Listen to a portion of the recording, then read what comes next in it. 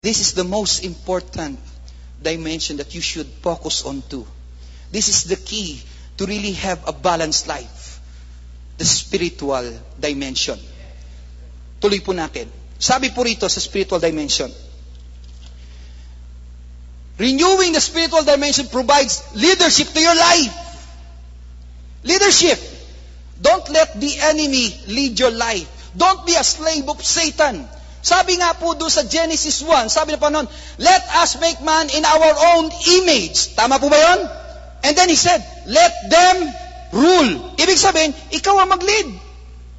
And the first thing that you should lead is your own life. And you can only attain it if you have connection spiritually with God. Otherwise, you're at loss. Spiritual dimension. Tuloy pa natin. Sabi to, it's your core, your center, your commitment to God, and His value system. It's a very private area of life and supremely important one. Maraming mga tao po, misconception po about ministries. Naalala ko po, palagi tinatanong sa akin, paano bang priorities, Pastor? Sabi niya sa akin, nakakalimutan yung pamilya, nakakalimutan yung trabaho sa bahay, palagi na lang po sabi natin nag-a-absent sa opisina, palagi umatin ng ministries, ng church, umatin. Sabi nila kasi, put God first. Wrong. Wrong. Paano ba, Pastor?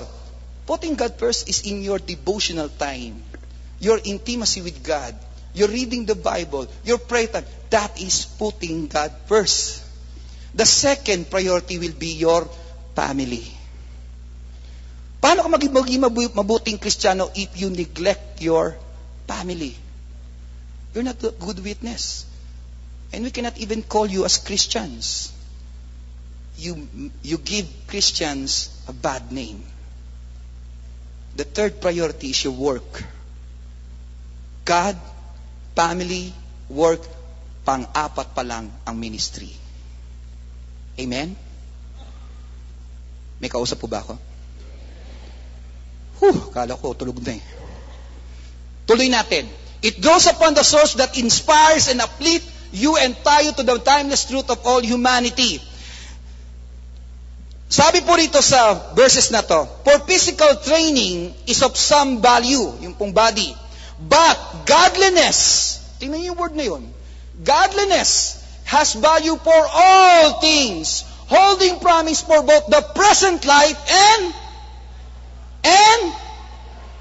because you were made for eternity, not just for the temporal life here on earth. So when you practice godliness, you are preparing for your citizenship on the eternal life. Amen. Second verse. It is written, no eye has seen, no ear has heard, no mind has conceived what God has prepared for those who love Him. But God has revealed it to us by His Spirit. The Spirit searches all things, even the deep things of God. That's why the Spirit Himself will tell you where you are imbalanced. The Spirit Himself will guide you if you have neglected some areas of your life. The Spirit will give you conviction. The Spirit will give you impression. The Spirit will not let you fall asleep if you have neglected valuable things in your life. Problema po, some of us, our spirit, are so weak na malnourished. Kaya hindi po makagalaw ang spirito kahit na kinakatok ka ng spirito. Hindi mo mapansin eh. Bakit? Kasi mas malakas ang flesh. Mas malakas yung flesh. Kahit nagagawa ka ng kasalanan, sinasabi ng spirito, mali, pero yung boses ng Espiritu Santo sa iyo ito, mali.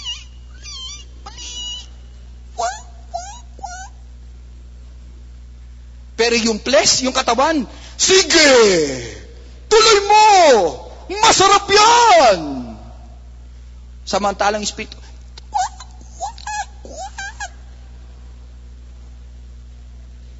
because we neglect the Spirit eh.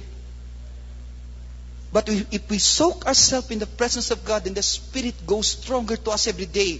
When we eat spiritual food, then we go stronger every day. Whenever there is a testing, whenever there's temptation, the Spirit's voice will be clear and saying to you, no. Stop. Don't you dare. Amen? You must concentrate on this because He is the only balancer of your life. Alam niyo, marami sa atin, we claim that we are born again. Yes, we have the Spirit, but we don't have discernment. We lack the judgment of God in a spiritual realm. That's what we lack. That's why even Satan laughs at us. He keeps on calling us fools. We are pretending. We are hypocrites. We are people who tells ourselves we are Christian, we are good, we are right, we are, sabi natin, in good condition. But the truth, we cannot hear from God because even our spirit is so weak. Totoo nga, imagine niyo po, ilang beses kayo kumain sa isang araw? The least, kung talagang wala kang pera, isa. Pero at least 7 days. Di ba? At least 7 days. Pero kung marami kang pera, hindi lang 3 days, hindi lang 3 meals. Minsan meron pang snacks gabi, 5 times. Tapos, ilang beses mong pakainin ng kaluluwa mo, ang spirito mo? 1 day. 1 day lang. Tapos within the 2 hours, 30 minutes magsishare yung pastor. Tapos, those 30 minutes na yon, ilan na mariretain sa isip natin? Only 10%. Diba? 10%. Malnourished na malnourished yung spirito natin. Next, sabi po rito, not by might, nor by power, but by my Spirit, says the Lord Almighty. It is only through His Spirit, the one who reveals everything, the one who created us, the one who was with God, the one who reveals to us the mind of God, the one who will make your life in order, the one who will truly bring you not only peace of your heart, but order in your life. Amen. Sige po, palakpakan natin ang Panginoon. Tuloy po natin yan.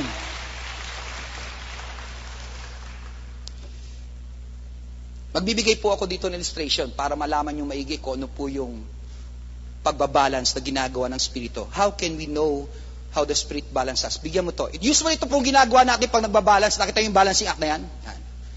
Ganito yan eh. Ganyan. Ito. Tapos ito. Walang gagalaw! Wala ka nang pupuntahan. Hindi ka na makagalaw. Diba? To keep balance, parang sinasabi mo, walang gagalaw dyan, walang gagalaw. Hindi po ganun magbalanse ang Espiritu sa atin.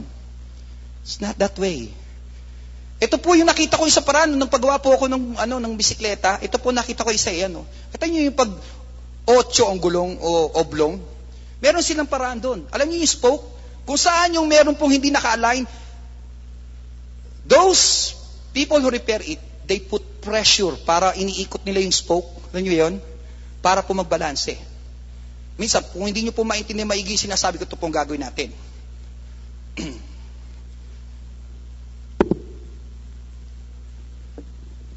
Ito po. Ito po yung parang pang season, no? Ito po tayo, itong buhay natin. Dito po sa area na to, composed of the 4 areas of our life. Okay? Katulad din po nitong 4 areas na to, meron pong kaakibat na 4 areas din ng buhay natin. Kung ano, meron tayo itong spiritual life. Okay, sorry. Yung pong family life, mental, meron po, di ba? Ngayon, ito po minsan ang ginagawa natin. When we try, even with our schedule, sometimes we fail. Ito po ang ginagawa natin. Minsan, napagtutunan natin pa sa mesyado, yung trabaho. Nagtitilt yan, di ba? Tama po ba yun? Ngayon, pag nakita ng Espiritu that you're neglecting your family, the Spirit will put pressure in your family. Kita niyo yan? He will put pressure. Kasi makikita mo, nagkakaroon ng konting problema na. Something is wrong. Hindi na So, pag makita niya na, he will put pressure in that. So, ikaw ngayon, babalansi ka ngayon. Kasi ang gagawin ng prinsipyo, ngayon, uusog ka rin. Dito ka ngayon sa buhay ng iyong ng iyong pamilya. Dito rin ngayon. Ngayon, pag umalis siya rito, ibig sabihin, sobra ka na sa pamilya, nakakalimutan mo yung trabaho.